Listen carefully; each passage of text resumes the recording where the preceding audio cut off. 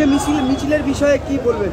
প্রথমত মোদি সাহেবের নিজের পরিচয় আছে, সেটা হায়ার সেকেন্ডারি পাস করেনি, নন ম্যাট্রিক গ্র্যাজুয়েট। এই প্রথম দেখলাম ভারতবর্ষের প্রধানমন্ত্রী। ওর নিজের কাছে কোনো ডকুমেন্ট আছে? ওর ঠাকুরদাদা কোথায় থাকতো?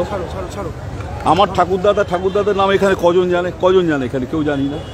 So I have to prove যে আই এম ইন্ডিয়ান সিটিজেন। এই অশিক্ষিতের দল কি করা যাবে?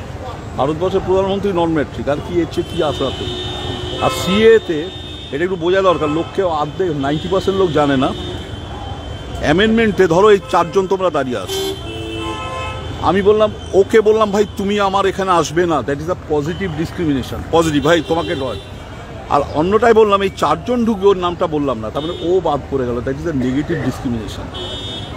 এসব তথাকথিত না, এরা পড়াশোনাই করে না, কি বলবে? আর ইন্টারনেট নাকি চলাচ্ছে, হ্যাঁ সেটা তো আছে। আরে অশিক্ষিতের দল কি বলবে? ইন্টারনেট নাকি সেক্সুয়ালিটি ছড়ায়। আমি তো জানি না, যে বলেছে মন্ত্রী সে নিশ্চয়ই সেক্স দেখেন। তা কাকে নিয়ে বলবো? কাশ্মীরে ভারতবর্ষের কোনো এমপি ঢুকতে পারছে না, বলে Kashmir is all right. MP ঢুকতে পারছে না। একটা প্রশ্ন কি, যারা সিএ এনআরসির বিরুদ্ধে আন্দোলন করছে, তো বিজেপির তরফ থেকে বলছে কি রাজনৈতিক স্বার্থ চরিতার্থ করার জন্য তাদের এই আন্দোলনের বিষয়ে কি বলবেন? দেখো, ভারতবর্ষের এই আন্দোলন কোনো রাজনীতি দিয়ে শুরু হয়নি, সমস্ত ছাত্র এবং ছাত্রীরা করেছে। এবং মেয়েরা যে এত ভালো বলে আমি জানতাম না।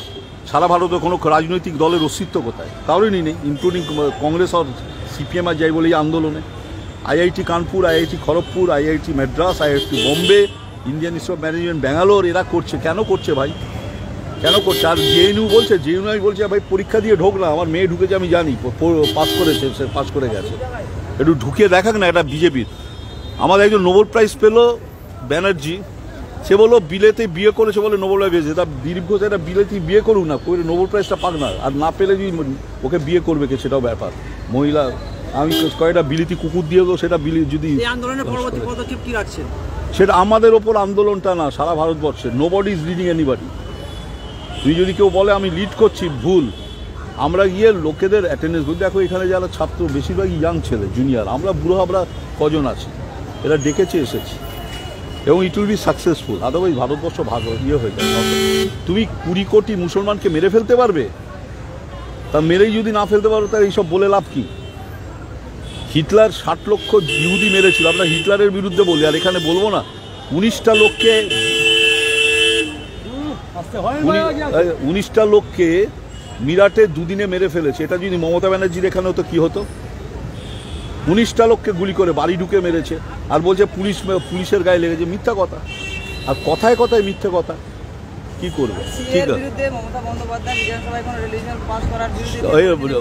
এতে কিছু এসে যায় না। এটা তো আমরা সুপ্রিম কোর্টে লড়ছি, আইনত লড়ছি। অ্যাসেম্বলিতে কেরালা পাস করেছে, it has no value in that sense. আমরা প্রতিবাদটা জানিয়েছি।